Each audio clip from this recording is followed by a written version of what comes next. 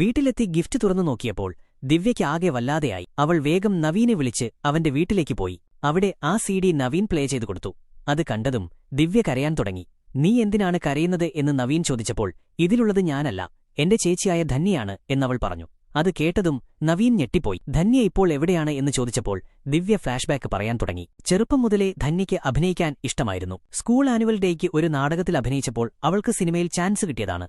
പക്ഷേ അതിന് അച്ഛൻ സമ്മതിച്ചിരുന്നില്ല. പിന്നീട് വീട്ടിൽ വെച്ച് അവൾ അഭിനയിക്കുന്ന വീഡിയോകൾ ദിവ്യ വീട്ടുകാർ അറിയാതെ എടുത്തുകൊടുക്കുമായിരുന്നു. ഒരു ദിവസം കോളേജ് ആനുവൽ ഡേയ്ക്ക് അവൾ അഭിനയിച്ചത് ഒരു കപ്പിളായിട്ടാണ്. അതിൽ അവൾ ആ പയ്യനെ കെട്ടിപ്പിടിക്കുന്ന സീൻ അച്ഛനും അമ്മയ്ക്കും ഇഷ്ടപ്പെട്ടില്ല.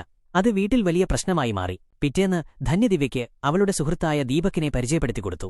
ഇവനൊരു ഡയറക്ടറാണ്, ഇവന്റെ ആദ്യത്തെ സിനിമയിൽ ഞാൻ ഹീറോയിനായി അഭിനയിക്കുകയാണ് എന്ന് ധന്യ പറഞ്ഞു. ദിവ്യ അവൾക്ക് എല്ലാ സപ്പോർട്ടും നൽകി. അങ്ങനെ ഷൂട്ടിംഗ് തുടങ്ങി. ഒരു ദിവസം ഷൂട്ടിങ്ങിനിടയിൽ അച്ഛൻ വരികയും അവളെ അടിച്ച് അവിടെ നിന്ന് കൂട്ടിക്കൊണ്ടുപോകുകയും ചെയ്തു. അതിൽ ദേഷ്യം വന്ന ധന്യ വീട് വിട്ടിറങ്ങുകയും ദീപക്കിനെ കല്യാണം കഴിക്കുകയും ചെയ്തു. ഒരു ദിവസം രാത്രി ദിവ്യയ്ക്ക് ധന്യയുടെ ഫോൺ കോൾ വരുന്നു. അവിടെ ചെന്നു നോക്കുമ്പോൾ ദീപക് ആത്മഹത്യ ചെയ്തിരുന്നു. സിനിമയുടെ ഷൂട്ടിംഗ് പകുതി വഴിയിൽ നിർത്തിയതുകൊണ്ടാണ് ദീപക് ആത്മഹത്യ ചെയ്തത്. അതിനുശേഷം ധന്യ ആരോടും ഒന്നും മിണ്ടാറില്ലായിരുന്നു. ആ ഷോക്കിൽ നിന്ന് മാറാൻ അവർ വേറെ സ്ഥലത്തേക്ക് താമസം മാറി. ഒരു ദിവസം ദിവ്യ ഡോക്ടറായ കാര്യം പറയാൻ ധന്യയുടെ അടുത്തു പോയപ്പോൾ ധന്യ ടെറസിന്റെ മുകളിൽ നിന്ന് ചാടാൻ നിൽക്കുകയായിരുന്നു.